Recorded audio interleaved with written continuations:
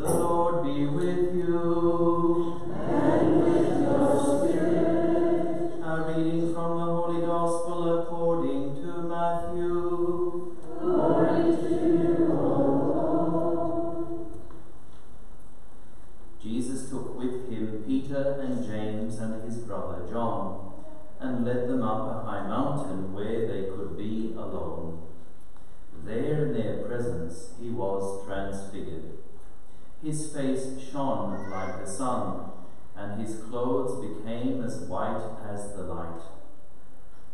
Suddenly Moses and Elijah appeared to them. They were talking with him. Then Peter spoke to Jesus. "Lord," he said, "it is wonderful for us to be here.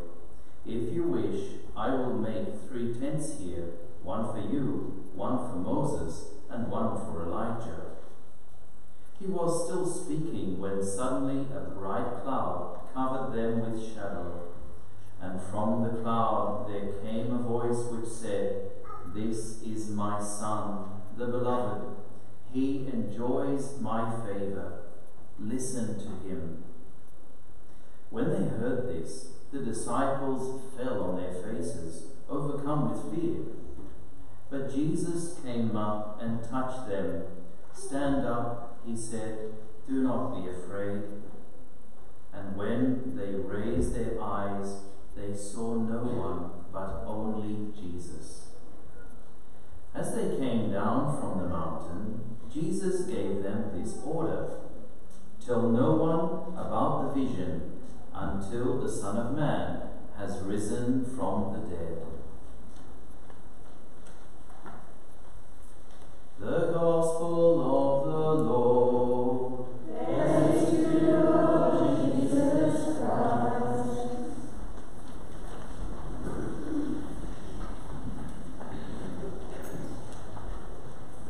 Every year, the Church always gives us first Sunday in Lent is the temptation of Jesus.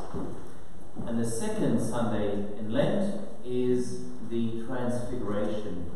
On the one hand, she is trying to focus on the humanity of Christ.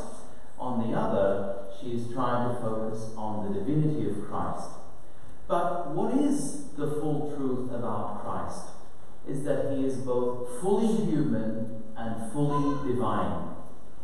Jesus Christ is fully human and fully divine. Anyone, if you ever hear anyone tell you anything else, ignore it, please. It would be a lie. And yet, this is exactly what's happened throughout the history of the Church. There's been lots of heresies about Jesus Christ, about his person, about his nature, about a whole lot of things. And practically all of them make the mistake either of following on one side or the other. Either that Jesus is human, but only pretending to be divine, or a super kind of man, but not really the divine Son of God. This is known as the Arian heresy. Also Gnosticism had something similar. Or the focus is that Jesus is in fact divine and not truly human. So therefore, it's not really God who is suffering on the cross. It would be just a mask. He wants to show us that he loves us and he's close to us, but it's not really a human being who is suffering on the cross. Can you see how false, if either of those two positions were true, that would be? The reality is, though, that over the course of the Church's history, 2,000 years, typically you've got heresies on one side or the other. Now, if I had to ask you a question, again, this is not about your own personal faith, it's about the world in which we live. If I had to ask you the question, in our culture, what would be, do you think, the most common opinion? That Jesus is human, he's a man, but he's not really divine? Or that he is divine and not really human? Where do you think it would fall? Who would say that most people in our culture, unless they have the true faith, would say Jesus is human but not really divine? A few. How many of you would say that Jesus, according to our culture, not your own personal faith, according to our culture, that Jesus is divine and not really human fully? Okay. Well, if I had to give you my opinion on that, I would say most people in our culture would say, yes, they wouldn't deny Jesus is human, but they would deny that he is a man, that he's God rather. They would admit his humanity, but not his divinity. Why do I say this?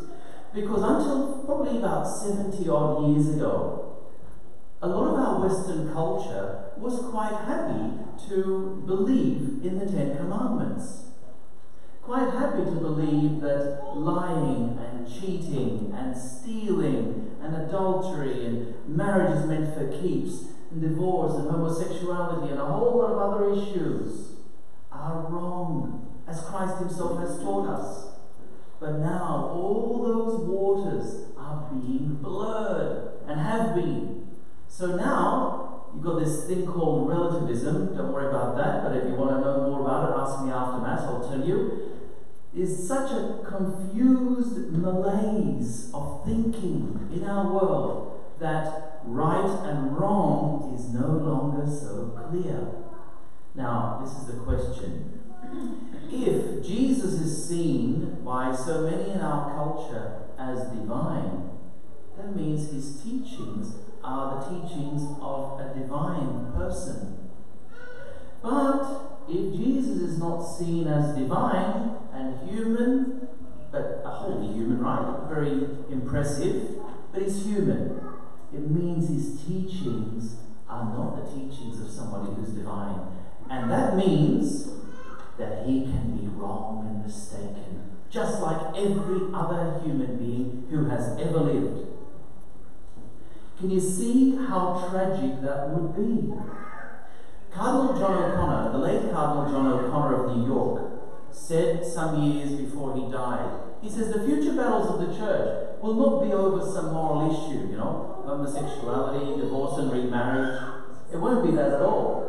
It won't be about a doctrinal issue either. Even God's creatures are walking in our midst today. Anyway, it's fine. Someone owns the dog? Anyway, just a visitor. Okay, it won't even be on some doctrinal issue. It won't even be on some doctrinal issue like women's ordination, for example. But he said the future battles of the church will be on this issue and this issue squarely. It will be on the divinity of Jesus Christ.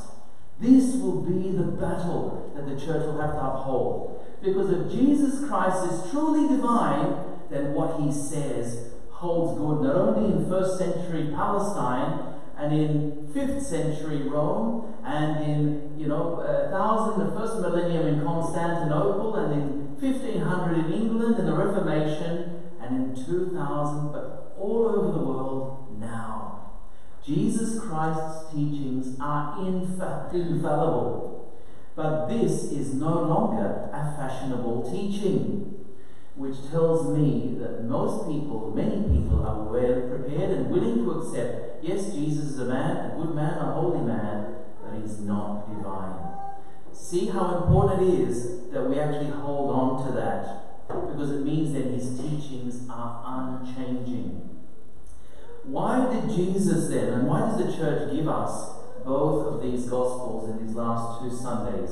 She wants to convince us that Jesus Christ is totally like us, sifted like us, and tempted in every way except he didn't sin. And that's something we can understand. We struggle because we struggle with temptation and we often fall. And it's really hard for us to imagine how somebody could possibly have struggled with all the different things that we struggle with and still didn't fall. That's amazing.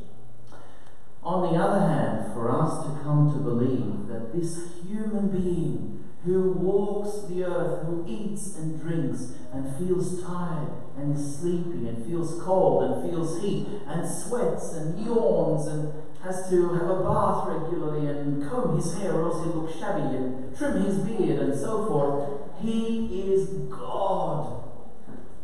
God. That means the one who made the sun, the one who made the moon and the planets. and everything, and keeps us in existence. This man, this God is now walking the earth. That makes the mind boggle. We are first confronted by this mystery at Christmas time. This is the central core of the Christmas message, but we are confronted by it again today, and in a particular way through Good Friday and Easter Sunday. You see, for us and for the angels knew that Jesus Christ was divine. The demons eventually came to recognize he was divine. They weren't sure of this in the beginning. Now, for us human beings, it was very easy to imagine that Christ could die, because we are earthly, we are human. But it was difficult for us, as it is for the apostles, to imagine that Christ could rise from the dead, because that's only something that someone divine could do. On the other hand, for the angels, it was very difficult for them to understand and see how God could die, Christ could die, because they knew he was divine. And how can you kill something as divine? Why would it have been difficult for the angels to understand this? Because they're pure spirit, just like God is pure spirit. And they know, you can't kill me. I can't die. I'm pure spirit. And to imagine that someone who's both human and divine could actually die would have been a marvel. The angels would have been gobsmacked that God is on the cross dying. For them, the resurrection, no surprise at all. It's a surprise for the human beings. And that's why then the church spends 50 days of Easter confirming us that Jesus is risen from the dead. And we're constantly presented with story after story after story in the Gospels for the apostles, meeting the risen Christ. Meeting the risen Christ. Yes, you're the one who died, and you're alive again. Wow, let me touch you. See, they can't believe until they touch. Eat something, would you? Thomas, can I put my hands in those holes? I find it hard. The mind boggles. Why does Jesus give Peter, James, and John this vision? He is preparing them for the shock of the crucifixion. He knows their faith in him is going to be shaken right to the core, and they are going to come tumbling down, or it's going to come tumbling down. And he wanted them to be sure that whatever they saw the soldiers doing to him, that he is still divine. That even though his face is going to be disfigured, he's going to be crowned with thorns piercing into his skull, that he's going to be cruelly flagellated, that he's going to be nailed to the cross, and that he's going to die, that he is still God. He is the one who today was transfigured. And that's why today Jesus wanted Peter, James, and John to see his glorified humanity, so that when they no longer see his glory, they will not lose faith that in fact he is still God's Son. He is still divine. What's a practical lesson that we can take for us? That God also prepares us in various ways, and how important it is for us to know and to be convinced that Jesus Christ, yes, is fully human, but fully divine. Because it means that come hell or high water, whatever happens around us in our world, in our personal lives, Jesus Christ is in control of our lives. Do you sometimes get the impression that God has lost control of the world when you see certain things, you hear certain wars? Yes? No? Yeah. I get that. If I were to believe my ears and listen to what I hear on the television and radio and so forth, I can easily get the impression God has lost control of the world. But in fact, it's not true. In fact, it's not true. And see something as simple as a disease, pandemic, the coronavirus, how easily it can set people into a panic. By the way, if anyone figures out what the toilet paper is selling so fast, please let me know. I still can't figure it out. But anyway, what it says is, so many people can be like sheep. Panic. And have our strong faith in Jesus Christ, who is human and divine, the same yesterday, today, and forever, nothing can change him, but he can change everything else because he holds it in existence. So cling on to this faith, my brothers and sisters, because there will be moments in our society, in our lives, that will be very dark, just as there were for Peter, James, and John and the other disciples as they saw their Lord crucified. But once his resurrection was revealed, then their faith was reassured to the point where now these cowardly, uneducated men, for the most part, could face the authorities, could face death in the face, knowing that I cannot stop talking about what I have seen and heard. And as they say to the high priests and the scribes later after the resurrection, you must decide whether it is right to listen to God or to listen to men. So by the faith that we have, and will profess our faith in Jesus Christ as true God and true man in the Apostles' Creed, as we will say in a few moments, we're saying this is where our lives are committed. And once we have this, then whatever happens, we turn to the Lord, who will inspire us, but to not give in to fear and to panic and to worry. All things made by human beings will pass away. Heaven and earth will pass away, but Jesus Christ's words will never pass away. Amen.